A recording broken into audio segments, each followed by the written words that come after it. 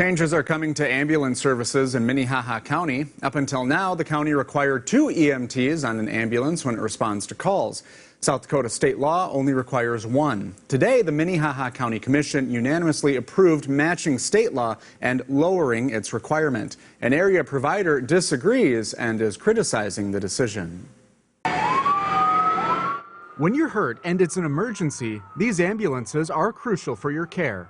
That's why the topic became the subject of a small debate at this morning's County Commission meeting. Emergency Manager Jason Gearman approves having 1 EMT and 1 driver on an ambulance. He says it'll give smaller areas that rely on volunteers more flexibility. As you all know, the volunteers have dropped, and we're trying to keep these ambulances going and not give them any issues that might arise in certain situations where maybe only 1 EMT is on scene. Gearman says many county deputies are trained EMTs and can provide backup.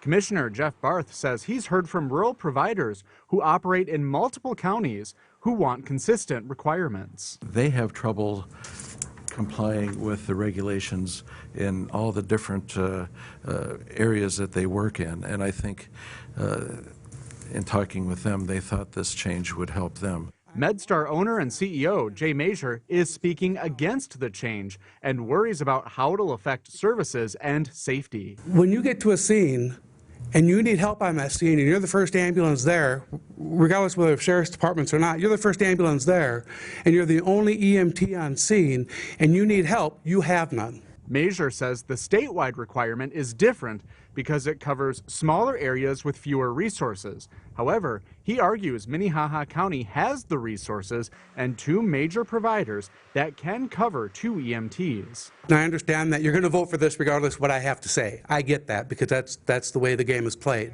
Aye. Motion passes unanimously. Thank you. That takes us to item 11. Major says he will have 2 EMTs on his ambulances regardless of the change. The commission also tweaked requirements for ambulances for special events. Gearman says previously, if an ambulance provider provided services at an event that was ambulance provider B's jurisdiction, A would have to get B's consent.